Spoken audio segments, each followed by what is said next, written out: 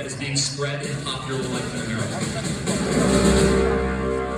Critical race theory is bigoted, it is a lie. Racism is now being taught to our kids. Dividing kids based on race, trying to say some are oppressors and some are oppressed is absolutely unacceptable. CRT is racist, it is abusive, it discriminates against one's color. It's not critical race theory, it's racism. Now, welcoming to the stage, Charlie Kirk.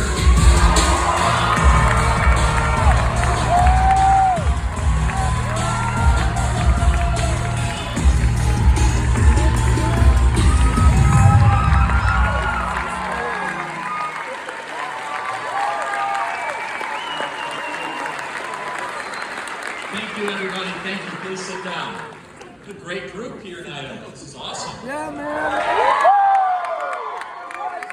want to first thank the amazing Turning Point USA students that are putting this event together. Thank you, guys. Thank you for all you've done to put this together.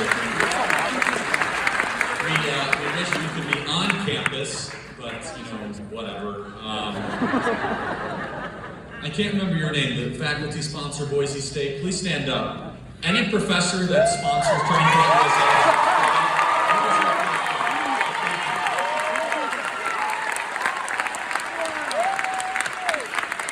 We had a chance to meet last night, and I just want to say, we are always up against opposition at Turning Point. It's very rare that we get a professor that says, you know what, I believe in intellectual diversity, because far too often on college campuses, they want everyone to look different but think the same. And at Turning Point USA, we're trying to fight back and try to have actual intellectual diversity. So thank you. I want to thank all the Turning Point students in high school that are here as well. Mountain View High School, are you here somewhere? I know that you went through a little bit of a chapter. They were trying to kick you off campus and all that, but I heard lots of angry moms fought back against that.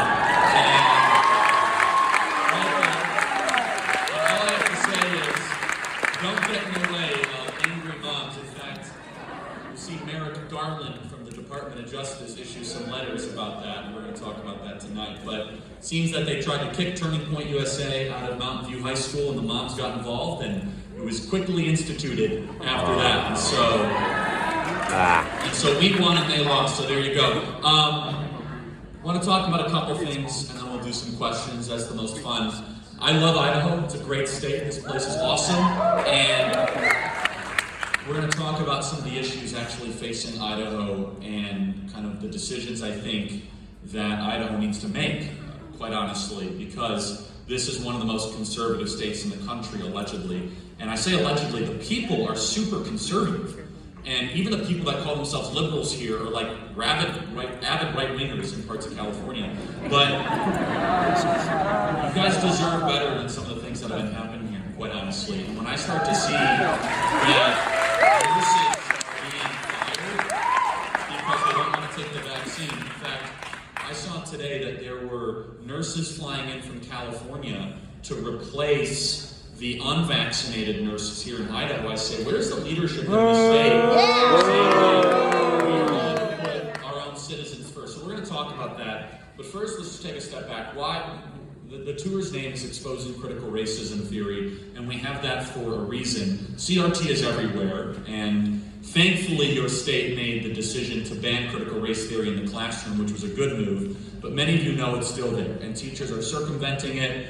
And it's not just a matter of CRT, it's this entire idea of the diversity industrial complex and this mindset that we have to try to challenge American history, the American ethos, and the American promise. And so critical race theory is, I'm happy to dive into that in question and answer. We had somebody, I think in Vermont, ask me, I know you should go see my visit to Vermont, it was comical. For them, it was actually a lot of fun for us. And this young lady asked, she said, can you explain critical race theory? And we did, because she doesn't actually think that we know what it is. But put very simply, it is an effort to try to organize people based on the color of their skin, not based on their actions or their actual worth of their soul or their spirit. And put very simply, this is racism. This is the very same thing I was raised to believe was evil and was wrong and was immoral. And it's here in Idaho. And it's not just, and even though it's been outlawed, and thankfully it has been outlawed in some sense, but if they're teaching white privilege in your child's school or at your university, this is a problem. If they're teaching that diversity is our strength, we'll talk about why that is a misnomer, it's a Trojan horse, and trying to actually make people care about skin color when it's a completely irrelevant characteristic. In fact, I couldn't care less about someone's skin color. I care about your decisions, your character, your soul, and your spirit, not what you look like or the melanin content in your skin. In fact, it's evil to organize people based on the color of someone's skin. And we got past that in our country, and they seemingly want to bring that back. And so,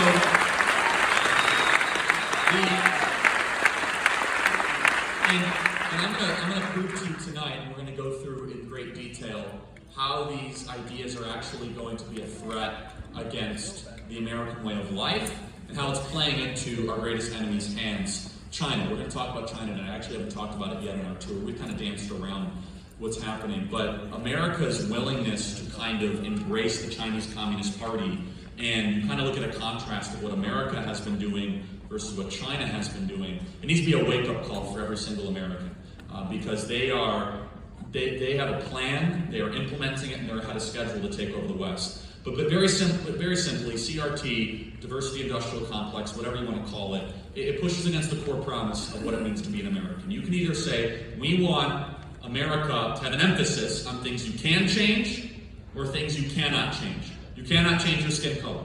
You can change how you act. You can change the decisions you make. And what CRT does, diversity industrial complex, diversity, equity, inclusion, what it does is says, you know what, the most important thing is who your parents were. The most important thing is how you look. And this is a disempowering mindset for a lot of people that say, wait a second, you're trying to say that I need to apologize for something I didn't do, just how you look, and that's exactly what they're trying to do. Now, some people say, Charlie, it's an over-exaggeration, it's not being taught in our schools. Western Washington University, you guys have heard of Western Washington University? Yes. What if I told you they have black-only dormitories? That at 75 schools across America, they have black-only graduation ceremonies. Black-only graduation ceremonies. At Columbia University, they have graduation ceremonies where they will graduate students based on the color of their skin, where they'll say white people are not allowed to come into this specific graduation ceremony. United Airlines has just announced that they are now going to be hiring pilots based on the color of someone's skin, not on the competency level. That they want at least half of their new pilots to be black pilots. Now, I don't know about you, I couldn't care less about the color of the skin of the airline pilot when I board an airplane. I want to make sure they can take off and that they can land the airplane.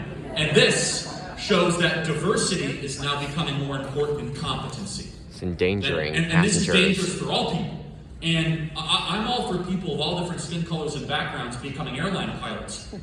But I don't want all of a sudden the lowering of standards when you're trying to do something where the margin for error is either you're going to land the plane or you're not going to land the plane. And here's how you know the fraud that is CRT and this diversity push in our country. That when you go and see a doctor, I'm sure you want the best doctor.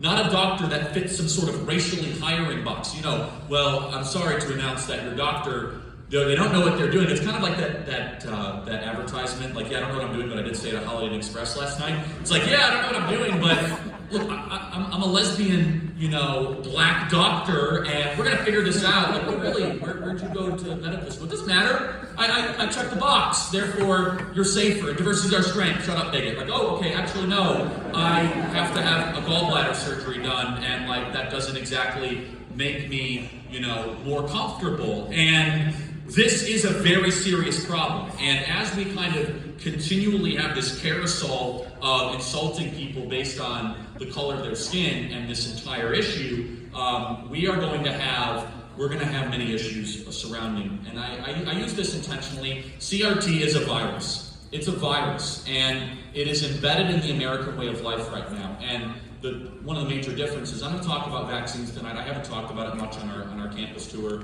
If you listen to my radio show or my podcast, we're one of the few conservative radio shows and podcasts that has been unafraid to actually talk about the vaccine and talk about this. Isn't it interesting how few conservatives in media have talked about this lately? They just are kind of running to the hills and they don't want to talk about it. I think they're doing you a disservice when that's the case. No one should be vaccinated against their will. Let me say that again. No one should be vaccinated.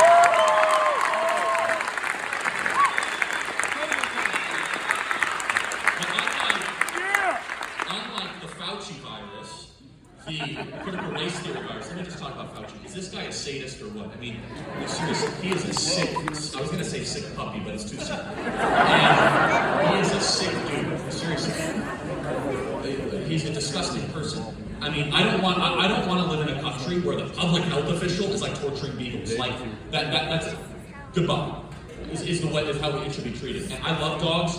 And I think that dogs are like a gift, honestly, to humanity. I really believe that. I grew up with cats, I'm more of a dog person. And I'm not like anti-cat, I'm just pro-dog. And so, I mean, you want to get an audience animated, you start taking sides on that. My goodness. I don't, I just enjoy dogs more. But I don't know if you guys, did everyone see the story with Fauci? Maybe not. Comes out, Fauci in Tunisia. I mean, this is stuff like Bond villains do, by the way, not like people that run the CDC. And you think like this is like halfway through, you know, Casino Royale of the guy that James Bond is trying to like stop from terminating the world, and he's like in Tunisia with an eye patch, you know, like speaking some sort of foreign language, like torturing beagles. Like, that's not what we expect out of our public health officials, right? It's something that Hollywood would admit, like, oh, that would never happen here. But no, Fauci literally takes taxpayer dollars and funds these studies where they put beagles, I kid you not, it's a real thing. They have their head in a net and they put insects in there that eat the dog alive. Oh. And they somehow studied that as if that's something that's going to tell you how to actually, it's going to save your own human, like, our like medical advancement for humans. Like, no, exactly, that's kind of really weird and awful. And even if there was an upside, I consider that to be disgusting and it shouldn't happen. But that's like that's one of the many elements of why I think Fauci is a sadist. Ed Gein. And he should be in prison. He's lied in front of Congress when he's done.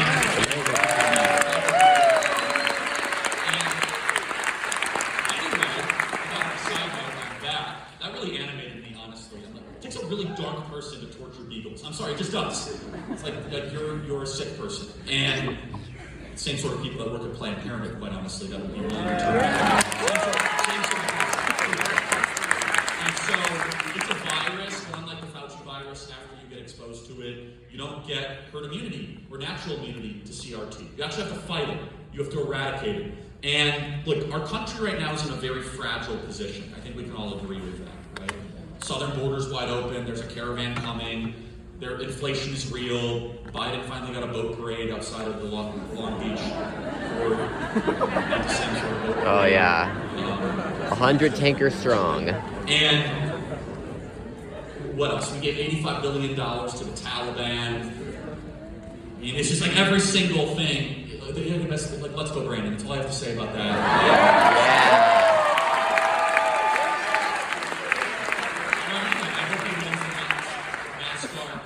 And all of them.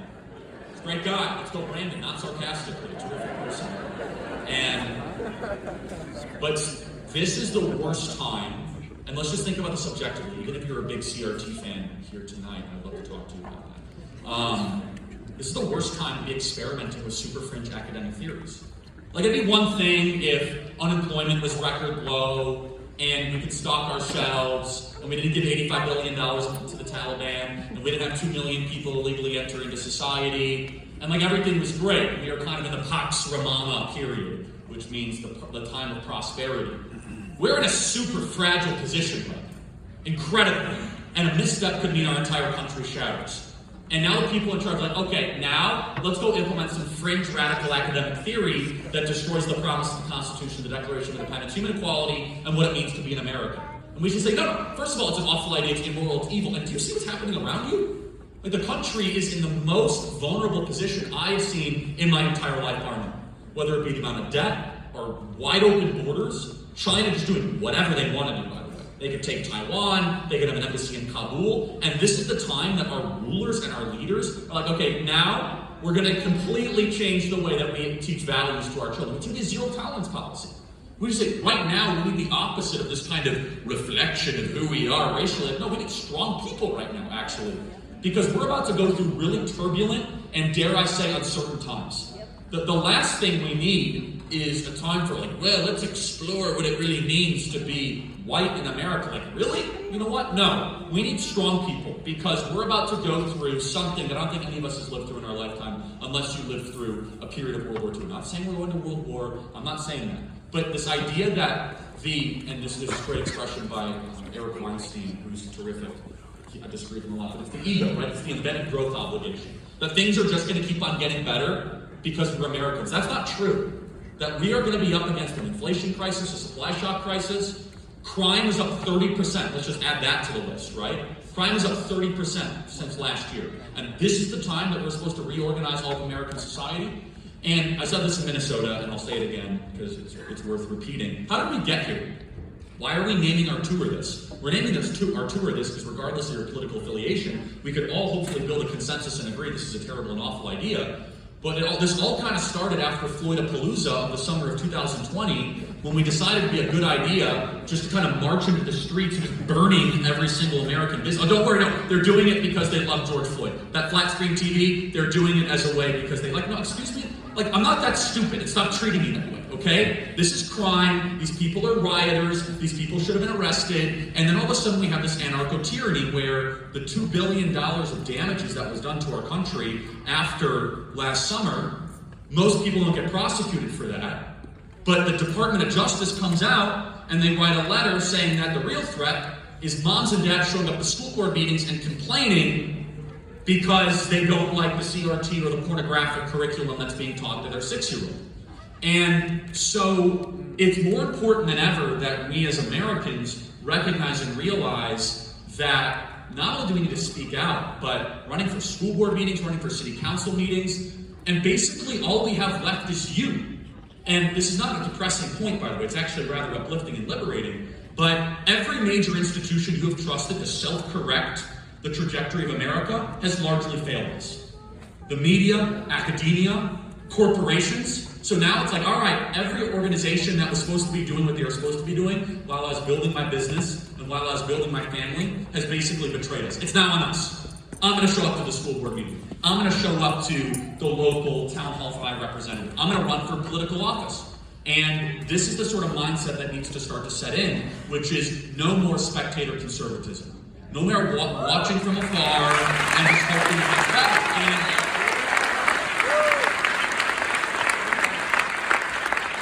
And I'll give you a great example of this. People say, well, Charlie, what's one way that one thing that we can improve upon? I can't stand the term cancel culture. I don't know about you, it drives me nuts. I can't stand it. But it's true, it's a real thing. But all of us participate in cancel culture, whether we know it or not, in two ways.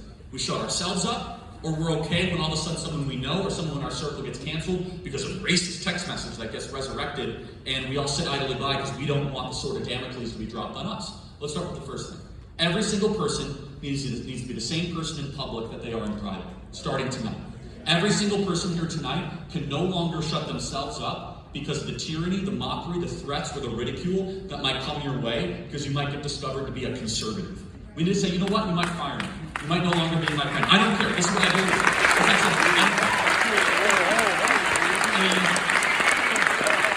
And we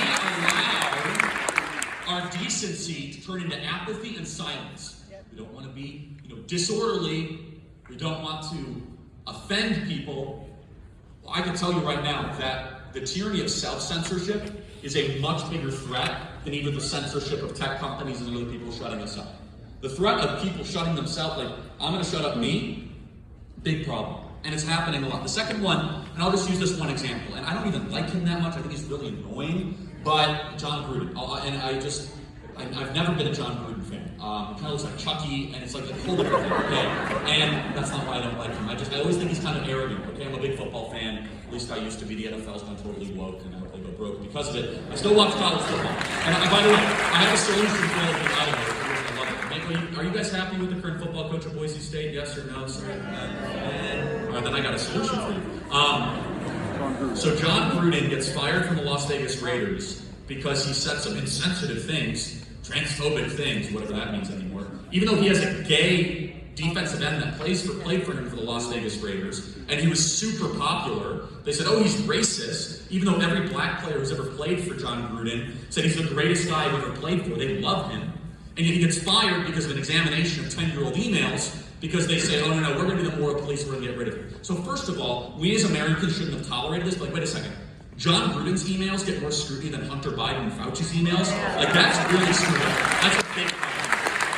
Is that John Gruden has to be he comes under greater scrutiny for that. And so the way we should handle that is that conservative states, like Boise State, they should go hire John Gruden as the next football coach at Boise State University. Like that's the way we should handle it. Now, maybe you like your coach and maybe he's terrific, whatever. I don't know. All I know is that Boise State beat Oklahoma in the 2006 Fiesta Bowl, and that was beautiful, and I loved it. 3 overtimes. It was one of the greatest things I've ever seen in my life. It was, truly. 43-42, if I'm not mistaken, right? It was one of the greatest things ever. I remember being, how old was I in 2000? I was like 12 years old. And, no, I'm not kidding. I remember staying up at night. Kellen Moore wasn't quarterback back then, was he? No. Was he? No, he wasn't until later. What was that? That's right. And so Kellen Moore came later, who I think was one of the great college quarterbacks of all time. Let me just say a Boise State thing. I can never see the ball when I watch you guys on cable television. It's a big problem. The blue screen is very hard to watch on cable TV, but I love it. It's like what I love about it is, you know what, we're unique. We need to kind of show that we're different, and we're going to make our field blue. I kind of like it. It's kind of this idea of self-sovereignty and state sovereignty. We'll get to that in a second. And so maybe you guys love your coach, but whatever. The point is, if Idaho or Montana or whatever, they were serious about pushing back against cancel culture, what a death blow to the regime of political correctness cancel culture if John Gruden was able to land a job at a respectful, football program. I'm not saying this sarcastically, by the way. I mean it totally seriously. Is that you give them power, and we're like, oh, we don't want John Gruden because he sent an email we don't like. Like, no, we know he's a decent guy. Every person who ever played for him is great. He's also a brilliant football mind. Okay, he's kind of a jerk. But the point is that, are we going to continue to act as if this is okay? Because I guarantee you, every single person in this room, if I went through private text messages and emails over the last 10 years, there'd be a lot of people losing their jobs tonight. Yeah. And so the question is, are we going to be okay with that? The question is, do we just say, oh, it's not me, therefore John Gruden can get cast aside? It's not just about John Gruden. I can go through a list of people, right? And that's where all of a sudden we as conservatives have to disempower the other side and say that we're not supporting what they said, but we are going to look at the totality of the human being. That if what someone says in a private email communication as a football coach, by the way, he was insulting Obama. I don't know if you guys knew that or not in the emails. If we're going to be okay with that, and like, oh, well, it's not me, we all know how that works. We know that cultural tyranny comes your way, so all of us can participate in rejecting that kind of cancel culture. And this whole idea of apologizing, I got so upset at John Gruden over this, where John Gruden comes out and he apologizes for all the people that he offended. And this is a simple principle. If you've done something wrong, then you should apologize for it. If you haven't done something wrong and you think that it's being misinterpreted of who you are and what you've done, then who are you apologizing to? Like, what are you doing groveling, acting as if this is going to get you your job back?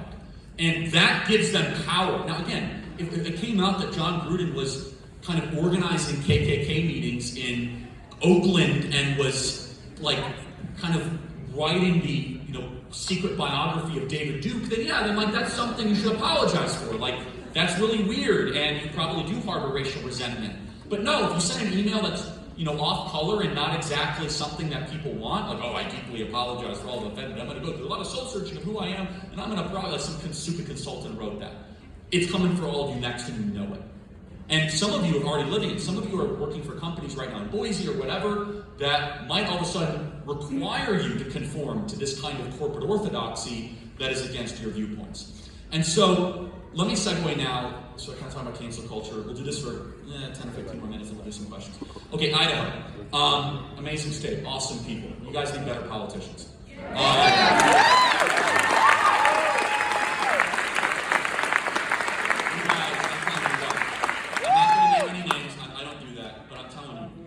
This country's falling apart, and there's no reason why Ron DeSantis is doing what he's doing courageously, and in Idaho it seems like always playing catch up or not being as bold as some other states that are more 50. And so, let me give you a fair warning. You guys have seen the population increase over the last 10 years, 19% population increase. I won't say the restaurant name, but I went to a certain restaurant in downtown Boise. I thought I was in Boulder, Colorado, seriously. And just, this state will turn. This state can turn. Yep. And especially when you have weak-kneed politicians that don't lead and instead are following whatever the conventional wisdom of the day is. And so, how do you handle the people from Washington Now, if it was in Coeur d'Alene, this would be very. Anyone from Coeur d'Alene here? Anyone drive down? Wow, that's a long drive. But people from Coeur d'Alene, I love Coeur d'Alene, by the way. It's awesome. That place is changing too. My goodness, they're coming in at record numbers. But right there, Spokane, Coeur d'Alene, obviously two different places. You know, worldviews to say the least. And so, how do you handle this? Do you all of a sudden try to pander to the people that are coming to Boise and that are like, oh, let's legalize weed and let's, have CRT in our schools and we need transgender bathrooms? Like, no, actually, we're going to say there's plenty of other Mountain West towns like Missoula, Denver, that might fit you better. Like Boise and Idaho is going to remain a conservative place. We're going to pass laws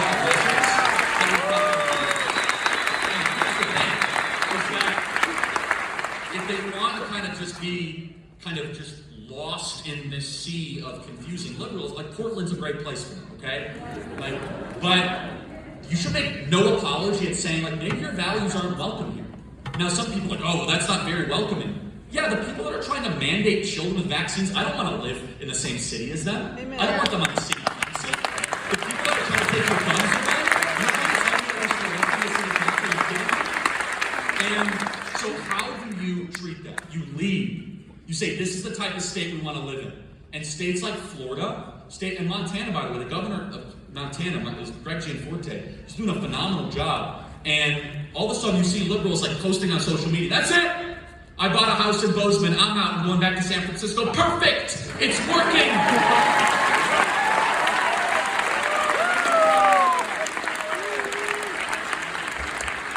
And look, and this is the most obvious point, and all of you need to repeat this every single day. You need bumper stickers, you need a campaign. You just need to ask, why did you move here? You just need to keep on asking people that question. Why did you move from Seattle?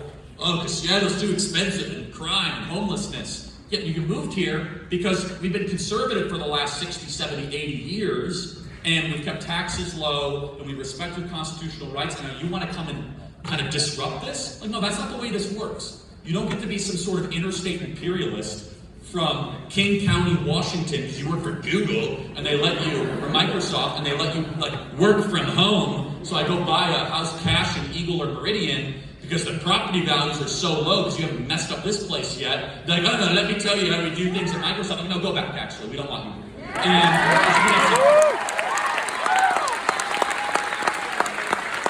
And so Idaho is an opportunity to lead. And it's going to take people that are willing and necessary to do that. You guys can make your own decisions. I'm not endorsing people. I'm not even going to name anyone by name. I don't do that. I don't live here. But here's what I do know. The people of Idaho that I meet with and I talk to are some of the most America-loving, God-fearing, courageous people in the entire country. And I look at this and I say, if the national federal project is going to continue to fall apart, which it is falling apart right now, it's going to take states that are willing to be leaders. It's going to take states that are going to say, okay, Joe Biden, you have violated the federal contract. Like all of a sudden, you're letting the southern border remain wide open. You are deploying national resources to try to enforce a vaccine mandate against private businesses. Idaho is going to take care of Idaho. And guess what? People would embrace that in record numbers in this state. Is that people move here, except the King County Zoom people, whatever. It's because they want a safe haven for freedom. But I'm starting to see a bubbling up of other ideologies here in the state that are not being confronted. Yep. Of kind of like, well, we don't want to upset the apple cart. Every single governor across America, I can tell you this, I visited every state in the last 2 years, and I know this intimately. Every governor that has been moderate or every legislature that has kind of pandered, they're losing their state to the radical left. Yep. The ones that are more popular than ever, the ones that are all of a sudden seeing increases, are the ones that stand up against that, and they say to their base, let's expand our numbers. Here's why we believe what we believe, and here's what we are doing. That is the path forward. The lie of being an agreeable moderate, especially like in a state like Idaho, will lose you your state. It will lose you your state quickly. And you're like, oh, we'll never lose Idaho. I'm sure you've seen some changes in this valley the last couple of years, and it's happening at an increasing rate. And so, let me also say, just from this idea of national sovereignty, let me make this very clear. The states have created the federal government. The federal government did not create the states. And so any powers that are not explicitly given to the federal bureaucracy or given to the federal, the federal project, that's Idaho's issue. And Idaho needs to reassert its leadership as a federal system, which is states' rights matter, everybody. And here's the amazing thing, is that Idaho's best days are just beginning as soon as it embraces this. Is that all of a sudden you are going to see more people that agree with your value system, which is happening, but all of a sudden it will kind of have this natural separation, move here to Idaho than ever before. And again, it's because Idaho 20 years ago was not something where a lot of people from Seattle or Portland or San Francisco ever thought of moving here. But as soon as their towns and their cities start collapsing, they want to come into your place. Like, no, that's something we have to say. This is how we do things here. And it's going to take some courage. Guess what? The newspaper might write bad articles about you. Okay? You might have some people say some mean things about you. George S. Patton said it best: lead, follow, or get out of the way. And that needs to be the ethos of Idaho conservatives. Okay. Let me just say one more thing about the Department of Justice, National School Board Association. I'm going to talk about China, and then we'll do some questions. What happened so you guys probably all saw this story. Let me just kind of go through this with you. As murders are up 30% nationwide, violent crime is up, rapes are up, arson is up. We are allowing illegals come across the entire southern border. We see on a Philadelphia train, after they become a sanctuary city, we saw an illegal alien rape a woman while other people watched and did nothing and took out their phones and filmed it. We have a moral and legal decay. You know what's amazing is I say that at events the last week, and people still haven't heard that story. You know how incredible that is? This should have been the #1 news story in the country for 3 weeks. Let me just say that again. For 40 minutes, 24 stops on a train in Philadelphia, a woman was raped by an illegal foreign national, a non-American, someone who was here illegally, who broke our laws, should have been deported, raped the woman for 40 minutes, and everyone watched and did nothing and took out their phones and filmed it for the entire time. While this is happening, while the southern border remains wide open, the Attorney General of the United States, what's his biggest priority?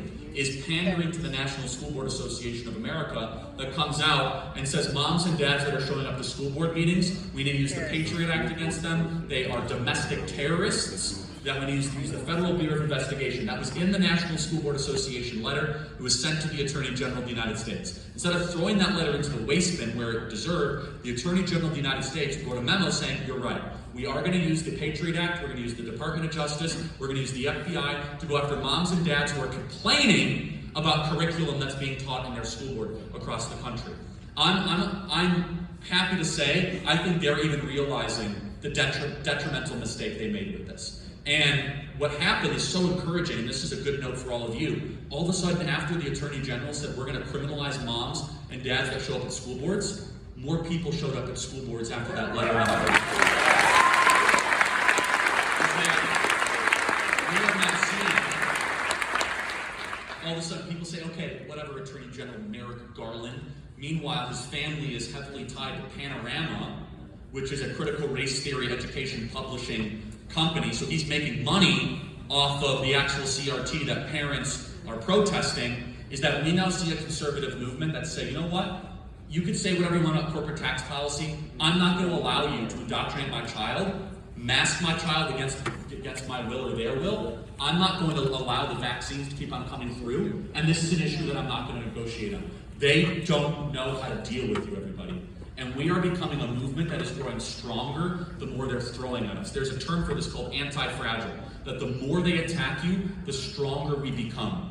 And so we look at this, and then if you saw what happened on Friday night, the National School Board Association came out, and they said, we apologize for sending that letter.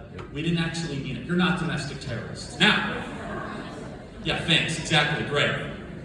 Meanwhile, the FBI still has their memo out, like, oh, okay. By the way, everyone here is probably, getting listened to by the NSA, like, hi, how you doing? Creating losers, I've got nothing better to do. And I'm going to segue how this is actually making America more dangerous, because it is. So, we have the National School Board Association that comes out and saying, we're sorry for this letter. Now, are they really sorry for the letter, or are they regretting the backlash that has ensued? Those are two totally different things. They're not sorry for what they said. They do believe you are a domestic terrorist. They believe that they should use the Department of Justice against moms and dads. What they are worried about is that they have accidentally created a political movement that is changing the country for the better as we know it. And they do not know what to do about it. Is that in Virginia, all of a sudden you have the Republican up multiple points against Terry McAuliffe. You are seeing the entire American political dynamic put upside down because education is now the #1 issue in the country. And they are losing that issue dramatically. Meanwhile, homeschooling population has doubled in America the last 18 months, which is a phenomenal sign. And so, when you put all these things together, you start to recognize and realize that the momentum is truly behind what we are trying to do. And don't get me wrong, there's plenty of problems in the country. I went through many of them.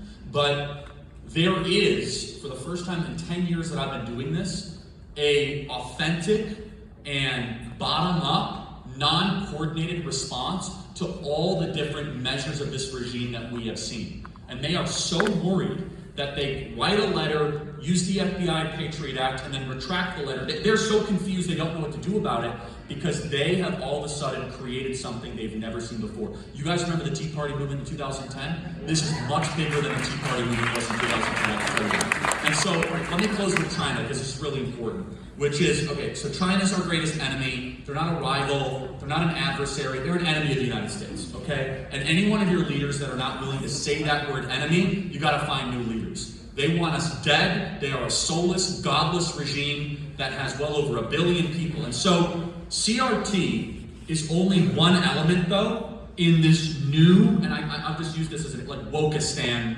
type worldview that they're trying to implement, right? Where you saw Jen Psaki, who is the press secretary of the United States. Yeah, I know it's Psaki, okay? Jen Psaki, okay?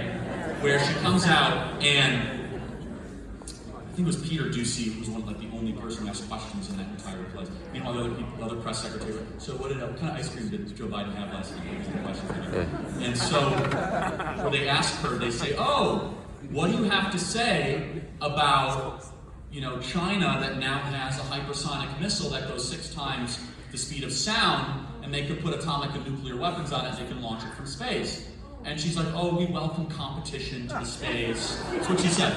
Like, oh, yeah, as if it's kind of like, as if it's the New York Marathon. Like, the more people running, the better. Like, we'll all get faster, right? It's all great. But don't worry, everybody. They released our true secret weapon a couple days before that.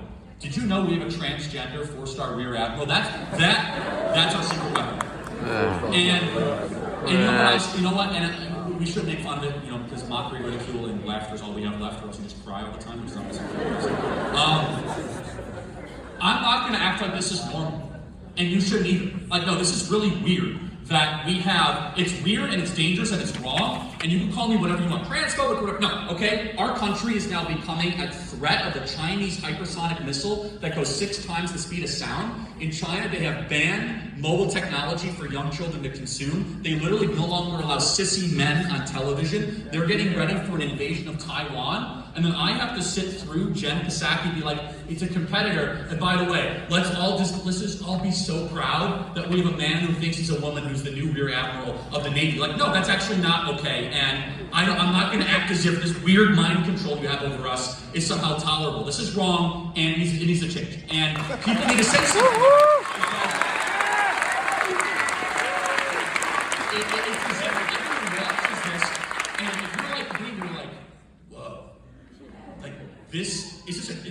You literally say, is this a joke, right?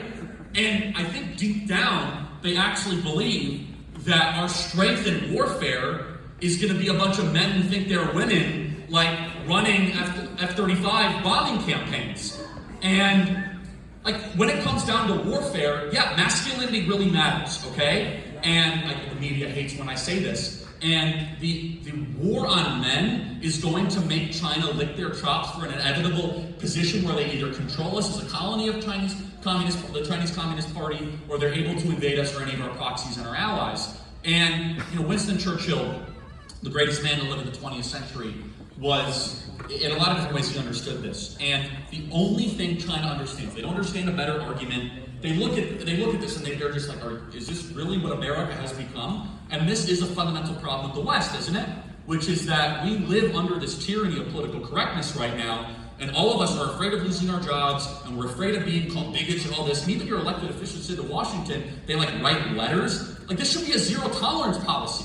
China right now is well on their way to dominating the Western world. If you don't believe me, talk to anyone worth their salt in the military. Anyone. They will tell you that the technology they're embracing, the training that they're employing, it's a very serious threat. Meanwhile, don't worry everybody, the State Department released 3 days ago, International Pronouns Day, published by the United States State Department. I'm not kidding. The entire month of June made an LGBT flag flying, but no flags are flying from Kabul anymore because we betrayed our own promises in Afghanistan. 13 Marines are dead because of the incompetency and treason, and I use that word treason, of working with the enemy and betraying our obligations in Afghanistan. And so this is something that just the more you say it out loud, I've been very surprised though. So many people act as if like, oh yeah, this is kind of another chapter in this. It's making America a more dangerous place, everybody. And this is a byproduct of these bad ideas. Is that when you destroy Western norms, all of a sudden you're like, oh wow, maybe we do kind of want people that are willing to kill others and have the capacity to go to war, fighting for us in a combat theater. Like maybe that's like a minor detail for us. And so, but CRT is alongside these other elements of things you're not supposed to talk about. You're supposed to sit down and you're submit. And it kind of goes to this fundamental question of the only way this regime falls apart is when we start to challenge it at every single turn. Yes, we must make fun of it. Yes, we must say why this is untrue, why this makes no sense. And for the parents and the adults out here, I'm sure a lot of you say, I never thought I'd see America in the place that it's in.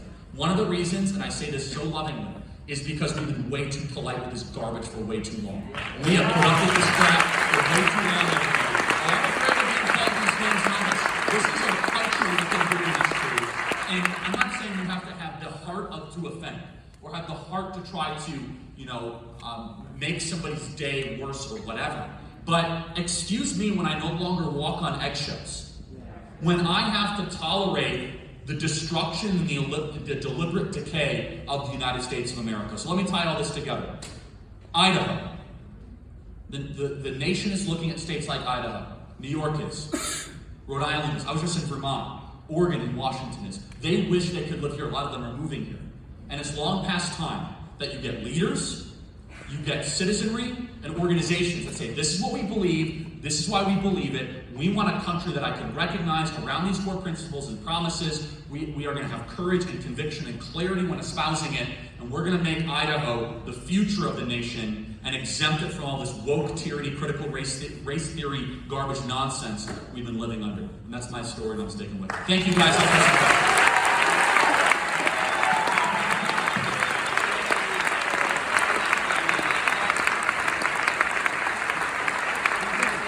Okay, microphone for questions there, and don't be shy, line up. Questions, statements, or declarations of your interpretation of the Magna Carta, as much as I'd love to hear that, so keep it as short as possible. If you are a student, you get to cut in line, and if you disagree,